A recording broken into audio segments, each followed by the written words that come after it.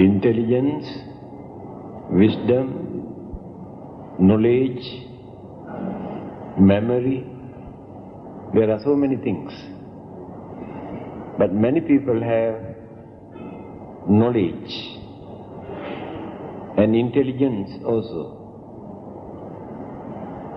but no wisdom. Intellect alone cannot produce wisdom. I mentioned this in one of my talks. Then you can see the difference between intelligence and wisdom. Albert Einstein, before his death, he requested people to take out his brain after his death and examine whether some sort of extraordinary formations in his brain. Because he is supposed to be the most highly intellectual scientist at that time. But they have done that. They have examined his brains. It's very noble, the formation, because the belief that people had, the mind is in the brain. No more. That belief is no more. Psychologists rejected that belief. They say mind is not located anywhere in our organs, in our body. Like electricity. Electricity is not located anywhere. So, but he is very intelligent. He is the one who discovered the relativity. Nobody else mentioned anything about earlier. He is the one who has said, there is no such thing as time. We create the time. In reality, there is no such thing as time. By depending on something, we create the time. If there is no sun, we cannot fix the time. By depending on sun, we create the time. And he said there is no such thing as space. That is why the Buddha also did not include a space as an element. Now Hinduism takes 5 elements: solidity, fluidity, heat, motion and space. 5. The Buddha has taken only 4. Solidity, fluidity, heat or motion or wind. But no space, because in reality there is no such thing as space. So later Albert Einstein mentioned, by depending on something, we say this now, depending on this floor and this roof, we say this is space. It is our measurement. Time also we create by depending on something. If that something is not there, there is no such thing as time. Such an intelligent person. But later, when people read his autobiography, they found a lot of news, what he has written, information. So a big article appeared in the State Times, one page I think. The title is, Most Intellectual Scientist, Cruel Father and Wicked Husband. Albert Einstein.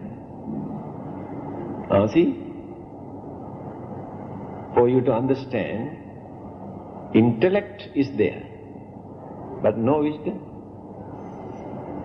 If he had wisdom, he never ill-treat his wife, his children. There are well-educated, highly intellectual, scientists, philosophers, psychologists, great thinkers in this world. But we cannot find wisdom in them. Wisdom is entirely different thing. Because they are knowledge their intellect mixed up, clouded with either selfishness or jealousy or illusion or emotion, then no wisdom. They can misuse, they can abuse their intelligence because it is not pure. Now we have intelligence. By nature we have intelligence in our mind. But our intelligence is submerged, suppressed, controlled by so many evil forces that dominated in our mind. That is why we cannot use that intelligence. By birth, from the very beginning, ignorance, then develop craving, after that selfishness, then greed, then jealousy, then anger, hatred, then cunningness, cruelty, wickedness. See how many evil forces are there. So these evil forces in our mind never allow for us to use our intelligence. The intelligence we use through one of these evil forces, either anger or jealousy or selfish or greed or cunningness. We use intelligence. Now you can see the difference now. There is no purity in the mind. Scientists or scientific knowledge or philosophy or psychology or any other worldly subject cannot contribute, cannot develop wisdom, but knowledge. We can learn everything under the sun and the moon, but still there is no wisdom. Now let us take the word enlightenment. Enlightenment we cannot gain simply by doing good things or by doing some service to others, by developing devotion or faith. We never gain enlightenment. I think you can remember the Buddha. We use the word Buddha, not yet attained Buddhahood. For 6 years he had been struggling, torturing his physical body, thinking that he can gain enlightenment by punishing, torturing the body, because this was the religious practice at that time. So when he was suffering, Mara, evil one, Mara, evil one, you know, every religion we have, Christianity and Islam, they talk about Satan or devil. And Hinduism talk about Asura, devil and demon. Buddhism talk about Mara, evil one. Same, different name, but the same concept.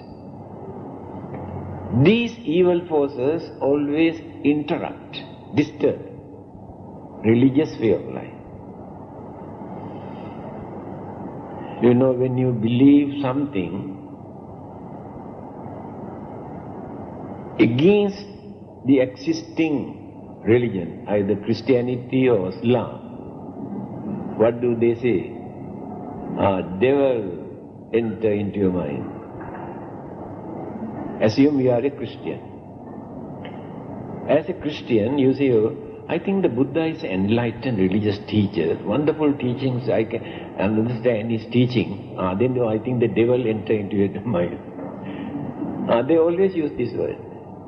When you talk something which is opposite, it's against that religion, the devil influence you to say like this or to believe like this. So this Mara appeared. He was not happy when he was struggling for gaining enlightenment. He wanted to stop this. Came and advised him as a friend. My dear friend, you are a prince. As a prince, you can enjoy your life. You are a young man, a prince. You can become the ruler of this country. Go back.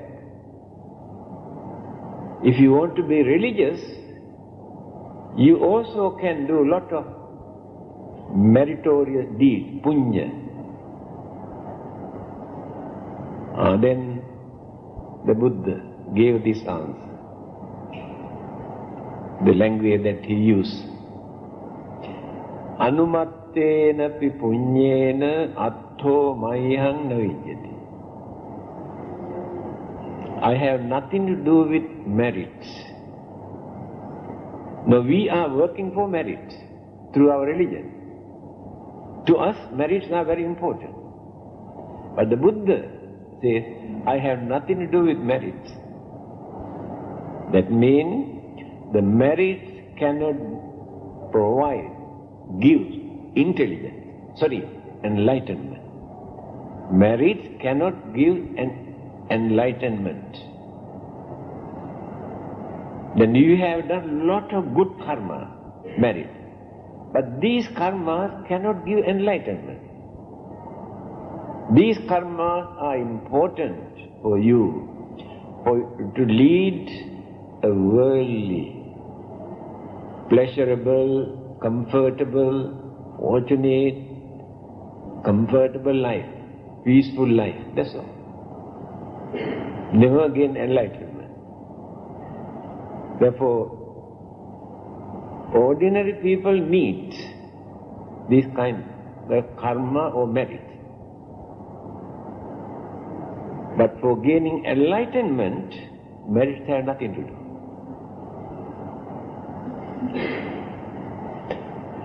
Then, the normal intelligence is misled through the influence of selfishness, greed, anger, jealousy, misconception. Therefore, that intelligence is misled. That is why we cannot use intelligence.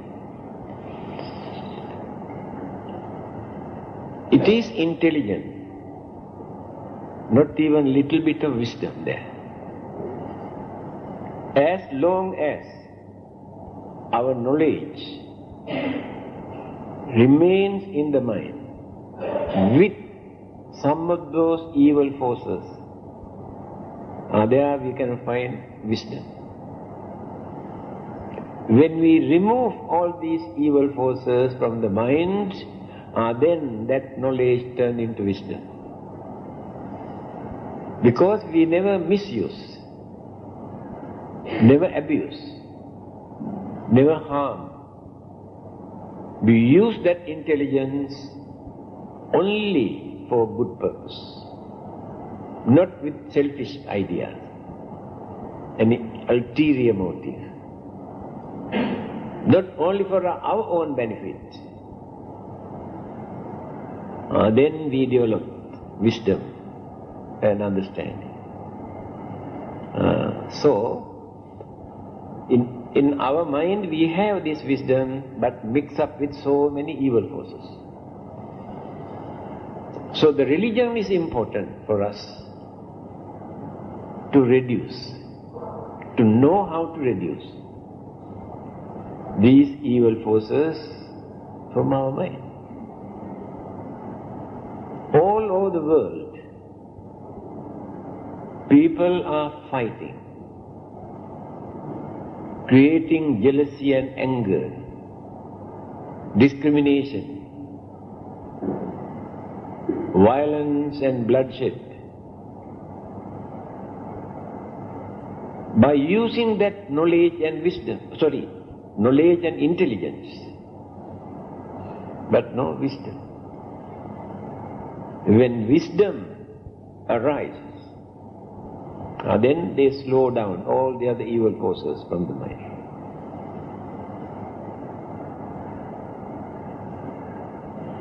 There are three ways.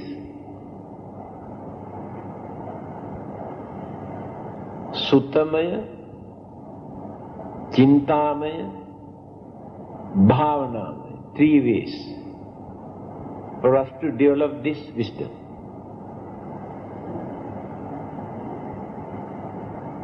By listening. For those days they used only by listening because there were no books. Learning means listening.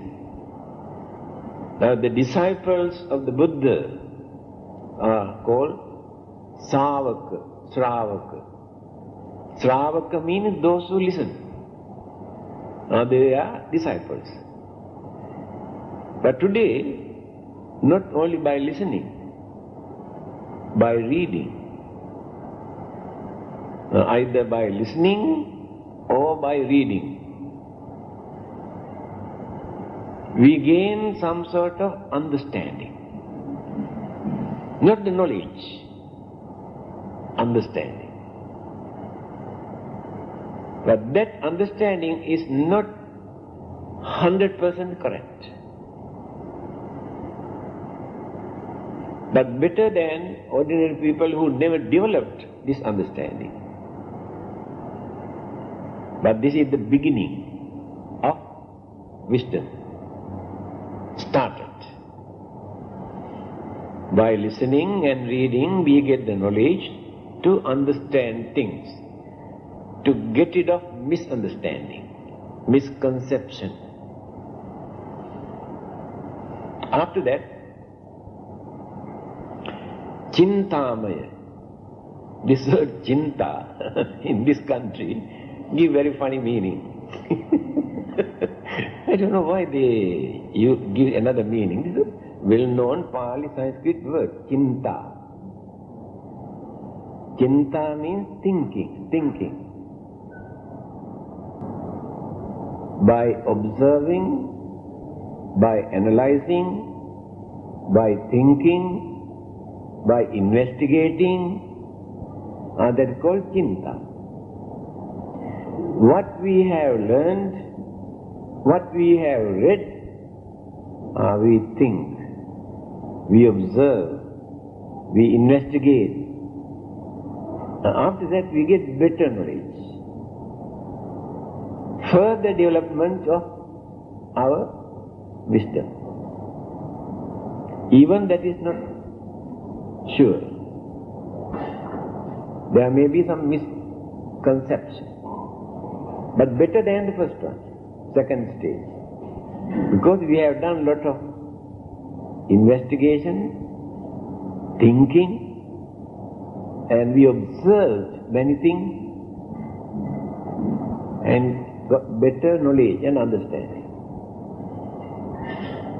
75% better, but not 100%. Then come to the last point. Bhavanamaya. Concentration.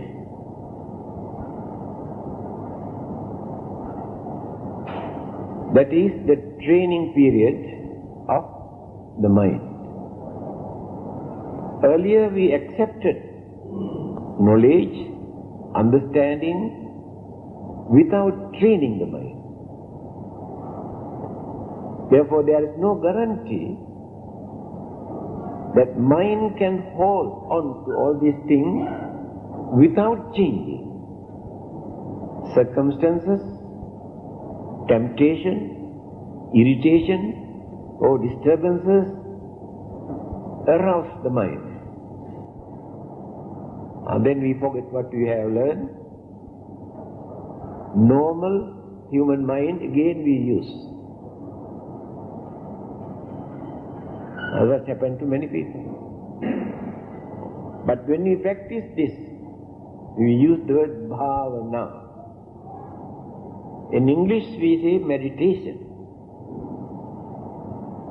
The word meditation does not give the real meaning of the word used by the Buddha. He used the word bhavana.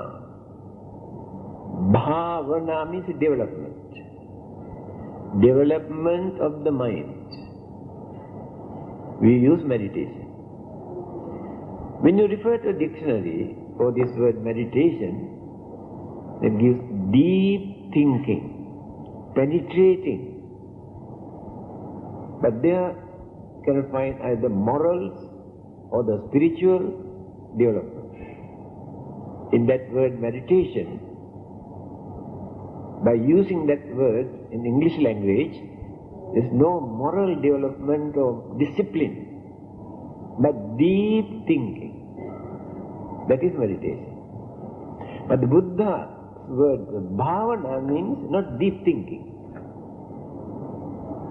The method introduced by him for us to develop the mind, cultivate the mind. Bhaveti, develop. To develop the mind are then the methods. Different, not only one method. According to our mentality. We have different mentalities in our mind. All are not equal. 6 characters all of us have. Some we have submerged, keep under control, but exist. Some are noticeable very easily. Raga charita, dosa charita, moha charita, buddhi charita, saddha charita, vitakka charita. 6. All of us have these 6 characters in our mind. First one, raga. So in English language we can say, simple word, romantic idea. Very strong in their mind. Many people, they are interested only that particular area, romantic life. They can forget all the others. Yes, there are so many. That is their nature, not so easy to change. They enjoy that. But that way of life can create lot of disturbances. Immoral, cruel, cunning, selfish motivation. Then the second one is dosa charita. Dosa, also this word gives another meaning in this country. Dosa. There are 2 meanings in the Pali language. Anger, hatred, ill will. Dosa. Another meaning is mistake. Dosa, mistake. But here the meaning is anger, hatred, ill will. We can see very easily. Some people are very hot-tempered. Very easily aroused, flare up their anger. 1 or 2 words are more than enough to arouse the anger. Get angry, shout or fight. That is their nature. Not so easy to adjust and correct and change. But we should not try to justify by telling others, you must be careful, I am a very hot-tempered man. That is a weakness. It is a weakness.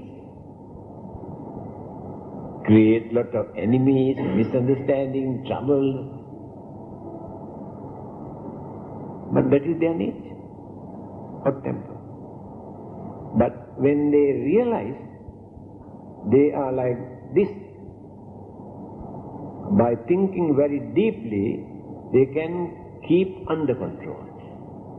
When anger flare up, immediately can bring down, calm down. Then they can act wisely after that. Otherwise they can remove. They cannot remove this at once. Raga charita, dosa charita. Then moha charita. Moha means covered, cannot see, cannot understand. The mind cannot understand. That is called moha. Simple word is ignorance. We are ignorant. We cannot understand many things because our mind is covered. Then cannot understand. When the dark clouds are there around the moon or the sun, now these few days, we won't get sunlight. Sunlight is there, but cannot see. Exactly the same. When this ignorance is strong in the mind, very difficult for us to understand things. This is the third one. Some people, by nature, they are very ignorant. Raga charita, dosa charita, moha charita. Fourth one, buddhi charita. This word buddha, buddhi, derived from the same word, same root. Buddhi means intelligence.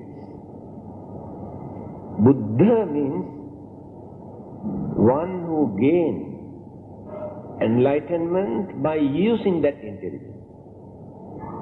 That person is called Buddha. So buddhi charita means intelligence. By nature they have intellect. It is easy to understand. Some children are very intelligent from their childhood. They can understand things easily. But many others, they cannot understand. Amongst few hundred, we can find only about 10 or 15 intelligent children. Others are not intelligent by nature, by birth. Another point. How do we get this character by nature, by birth? Parents cannot give this. God cannot give this. Then who gave this? Nobody else. That is our own character, own behavior during our previous birth. That is why we get again in this life. Many people do not know that. Because when death takes place, we drop only body.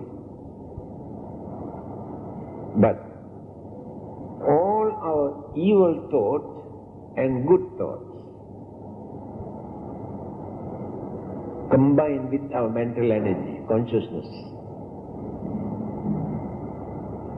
karma, life process, mental energy, with these ingredients, one bundle. A rebirth takes place with these ingredients again. So our habits, our nature, our character, our behavior are related to our previous birth, not given by the God. That is why it is difficult to train that mind so easily.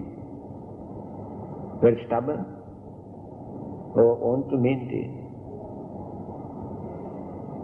So the buddhi or intelligence, those who have developed their mind during their previous birth, within this lifetime easily they get intelligence.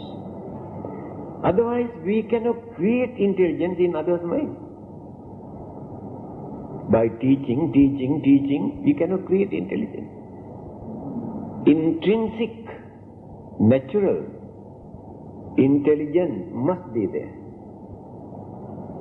Then we develop that intelligence by teaching. This is another character. Vitakka charita. Vitakka means confused. Confused mind. Many people have. They cannot concentrate and fix the mind for one thing, to understand that this is correct and this is wrong. Confusion disturb the mind. Cannot make up the mind. Fickle-minded. People say they are fickle-minded. Today they decide to do certain things and next day change the mind again. So fickle-minded. Many people are like that. Not so easy to change them. Always change their mind. Raga, dosa, moha, buddhi, vitakka. 5. One more. Saddha charita. Saddha means devotion. Devotion is related to emotion. Emotion and devotion both work together. Devotion means we believe, we accept many things without considering, thinking deeply. Especially when you come to religion, we develop this devotion.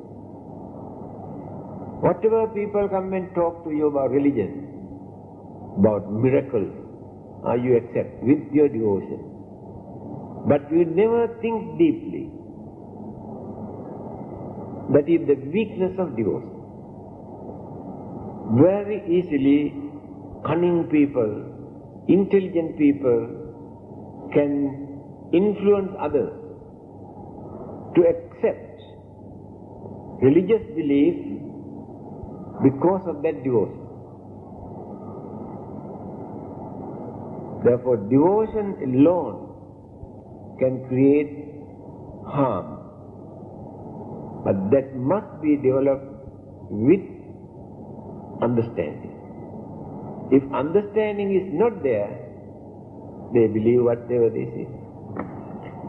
You know, there are some people who are going on changing their religions. I know certain Buddhists. After a few years, they follow Hinduism. After following for a few years, they accept Christianity. After following Christianity, they become Muslims. That is the nature.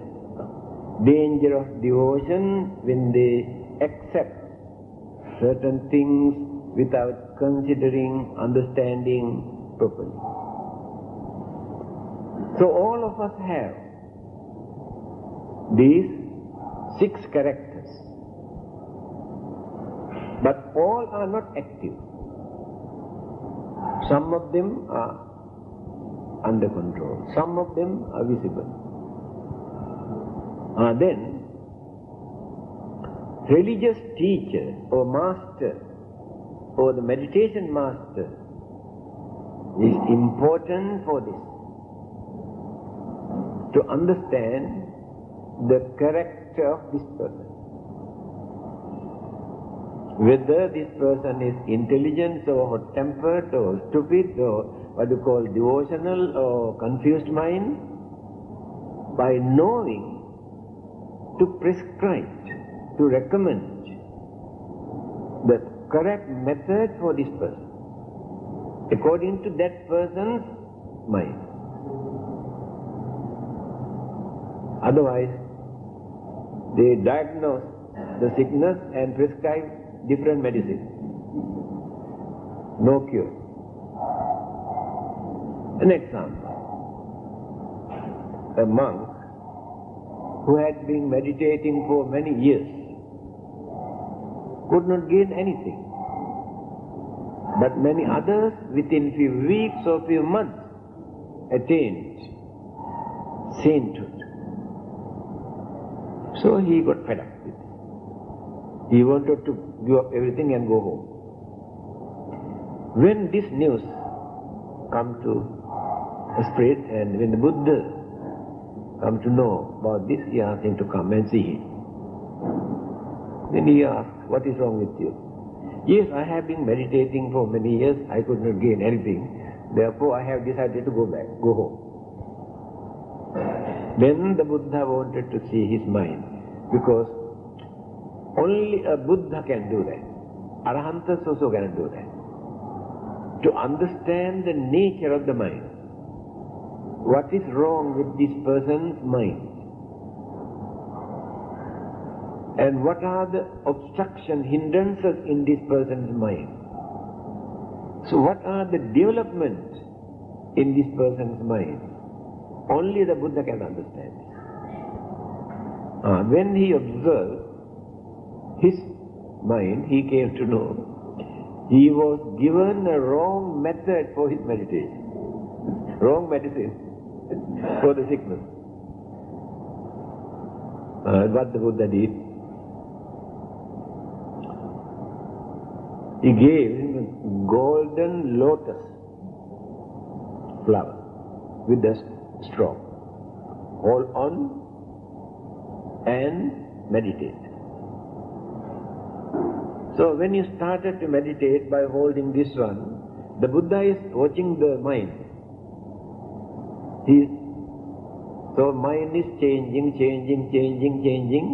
working with this object, concentrating very clearly.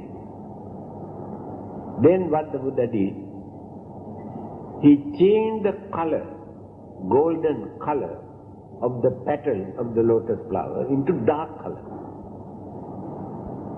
Now when he was concentrating, this appeared, it was so beautiful, shining, golden color, turned into dark color.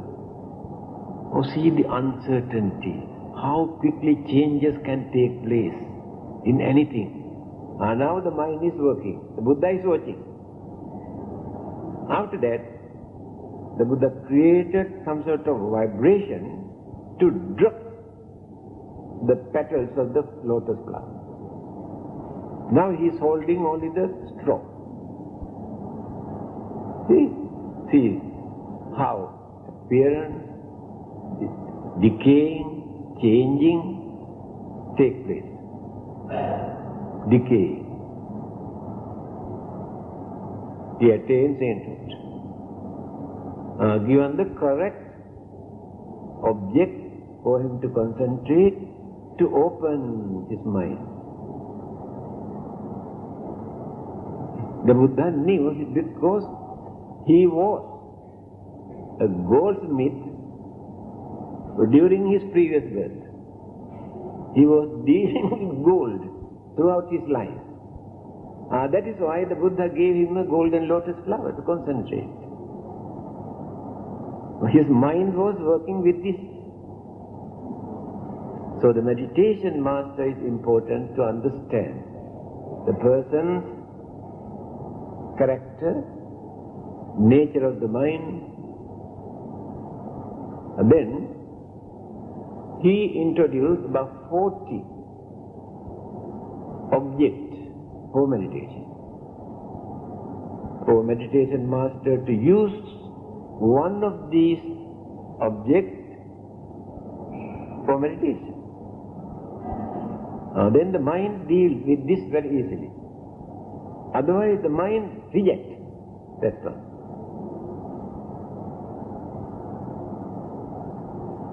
Then, now at the moment, what is happening to our mind?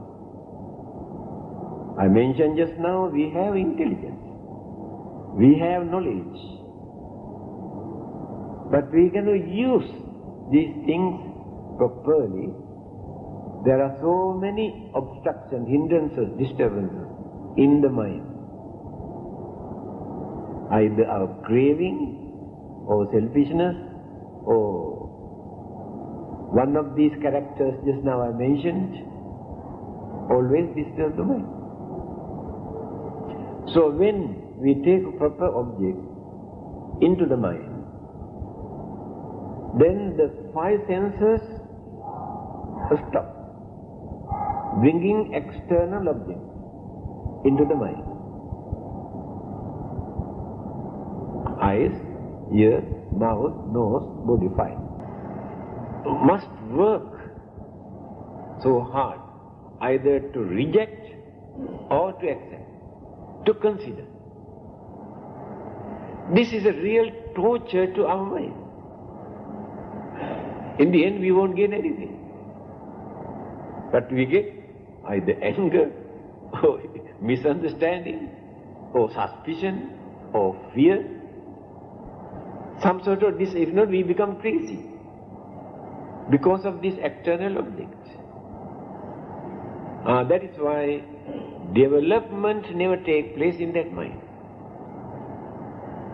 This external rubbish disturbs the mind. So the meditation means by stopping all these external objects, concentrate only one particular point to relax the mind. Then those evil forces always influence the mind, also reduce. Gradually, anger reduce, greed reduce, selfishness reduce, jealousy reduce, ignorance reduce, because slowly open the mind. The more we open, those dirts also separate. That is called development of the mind. So we cannot develop the mind by learning all these existing things in this world, by keeping those rubbish in our mind. That is why the Buddha said to Mara, the merits of karma cannot give me the enlightenment. I need only three things: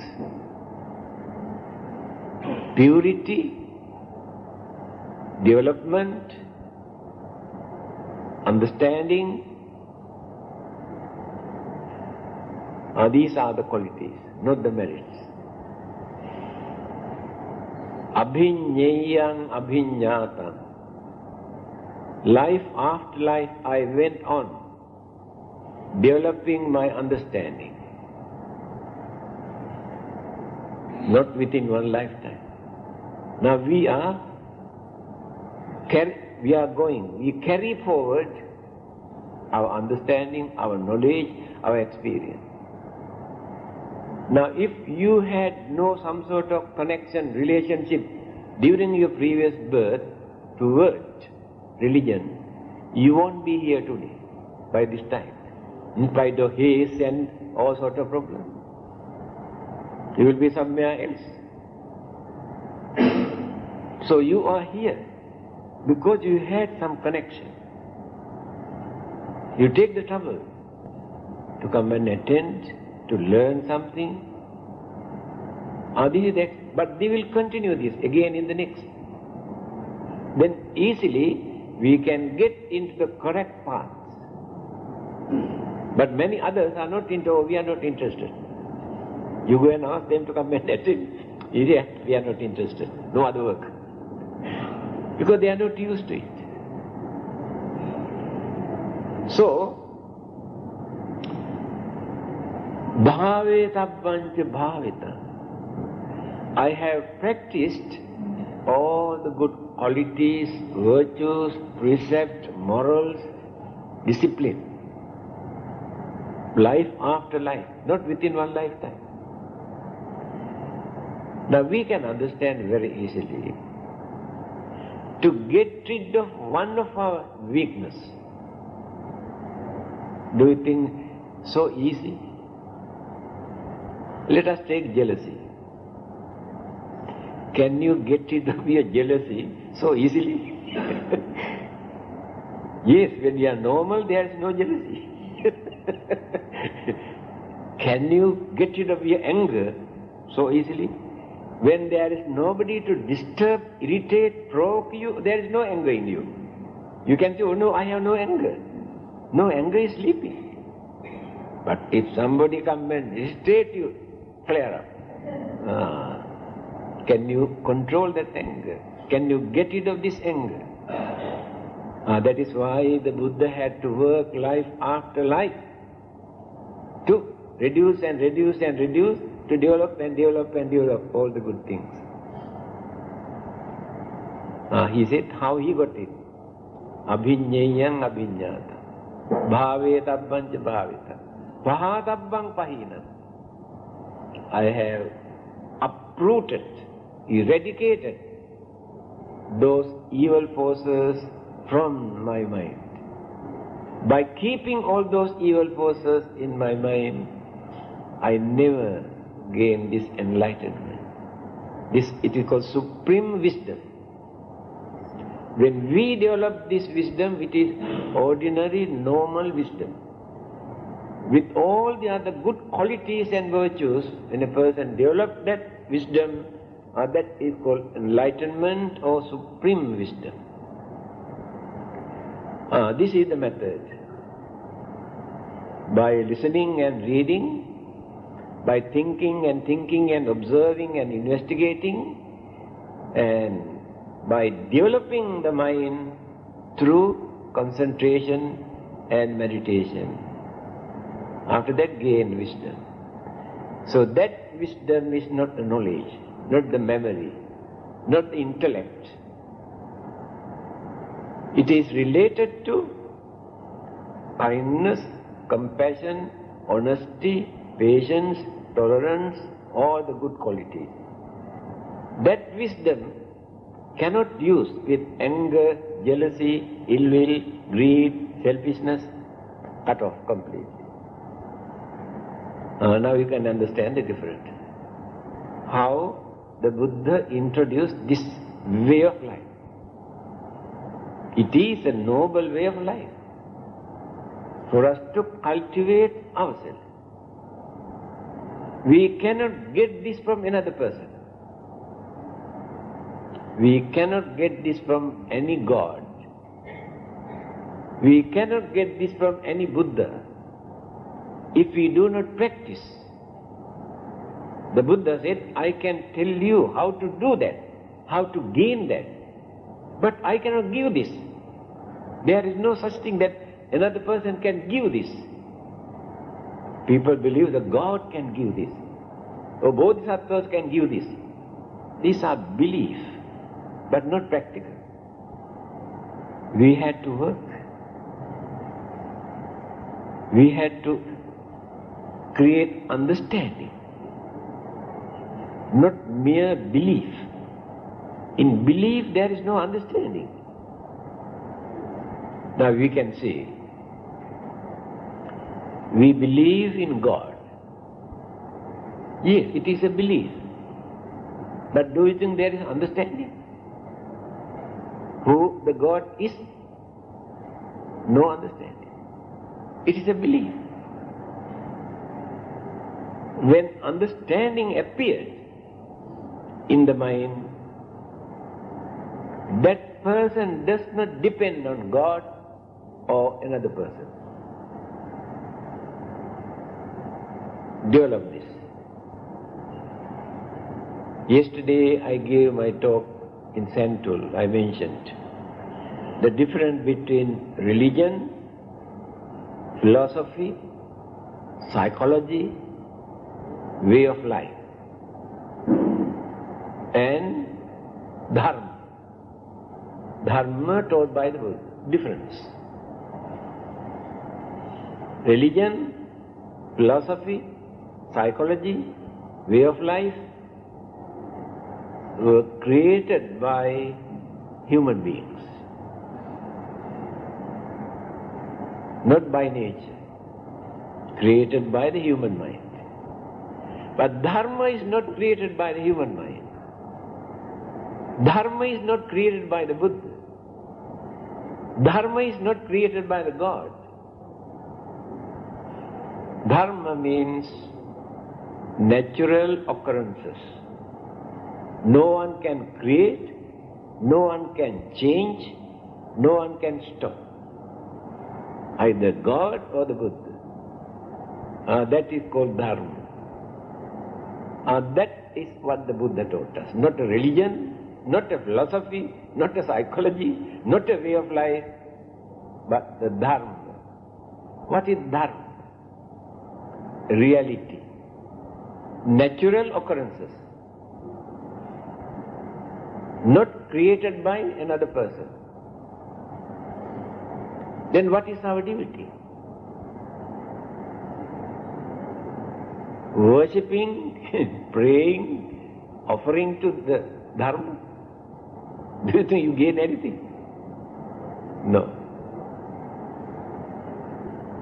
That is why it is necessary for us to understand how things take place, what to do by using our knowledge, understanding and effort. Simply by praying.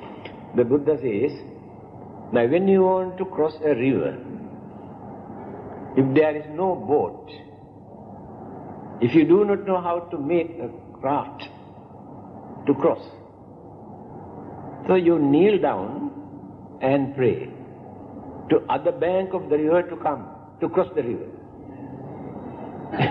Praying to go to heaven, the Buddha says exactly like this. By praying, you never get the chance to go there. You had to work, you had to purify, you had to develop so many things.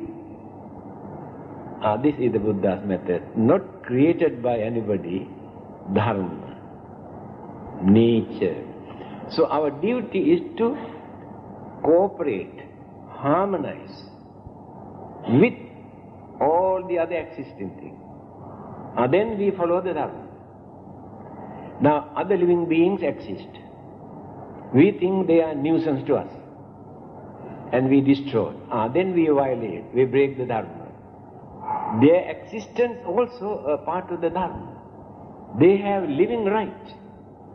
Every living being, big or small, has living right by nature. When we break, when we violate this, we violate the dharma. You have right to keep your property. If another person come and steal or take by force, violate that law, natural law. Abuse your right. Now the Buddha says, when someone hates you, you won't be able to get rid of that problems by hating him, that person. Never. You increase. You hate the other person, also hate. Going on increasing.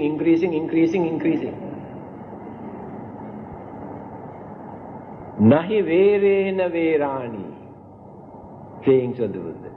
Hatred never ends by hatred, but by loving kindness. Otherwise, no end. When Mr. Nehru, the Prime Minister of India, he was not a Buddhist, and he was invited to give a talk at the United Nations. He started his talk with these sayings of the Buddha. Nahi verena verani. Hatred never ends by hatred, but by loving kindness. Hitler in Germany, on his birthday, Japan has sent him a birthday gift. Every country has sent something. Japan has sent a Buddha image. It is a Buddhist country with these sayings of the Buddha. Nahi verena verani. Then Hitler, yes, what is this? This one looked very nice, the image. Then what is written here? He explained to him. If anybody hates you, you cannot get rid of that problem by hating that person. Your duty is to withdraw hatred and make your goodwill and friendship and understanding toward this person. Then he said, no, I never accept that. Remove this. So, by going against the teachings of the Buddha, he adopted his own philosophy, his own doctrine, and then declared war. Killed millions of human beings. In the end, his dead body at the roadside, kicked by the people as a dog's dead body. See how he won the battle by going against the teachings of the Buddha. He said, if I come to know that somebody hates me, I must go and wallop him properly. He wanted to go against the Dharma. The Buddha preached the Dharma, but he wanted to go against that. What happened? Millions of human beings have lost their life. In the end, what happened to him? This is the example. So if we live in accordance with the Dharma, without violating, without hating, without disturbing, without bluffing, without cheating, then we follow the Dharma. Then we are developing our way of life. If we think somehow or the other we must survive, we must live, we must enjoy by violating, breaking all these things, how long can you carry on that? If not within this life, in the next existence, we have to pay the price for the violence, disturbances created by you. That is Dharma, that is nature. Because Dharma or Karma are not kind, neither cruel, natural. Dharma or Karma, neither cruel nor kind, very natural. Let us take electricity. No kindness, no cruelty, very natural. But innocent child goes and touches leakage, where electricity gets shocked and dies. No sympathy, no kindness toward the child, because that child has gone against the nature, against the Dharma. That electricity is like Dharma, nature. Karma is just like this nature. So our duty is not to violate it, not to go against this. By worshipping, praying, we cannot stop this. This is the nature of the Dharma told by the Buddha. For us to be good and to cooperate with the existing living things, environment, atmosphere, without violating. Then we follow the Dhamma. So, the knowledge, intelligence can become very dangerous if you do not develop our mind to gain that wisdom and understanding. I always point out this. Scientists have discovered atomic energy, thinking that they can do some service to human beings. What they have done by using that, produce atom bomb to destroy the whole world. That is intelligence without wisdom. If wisdom was there, they never produce atom bomb. The danger of human mind without wisdom. So without religion, it is difficult for us to gain this. We can get knowledge, but we misuse this knowledge.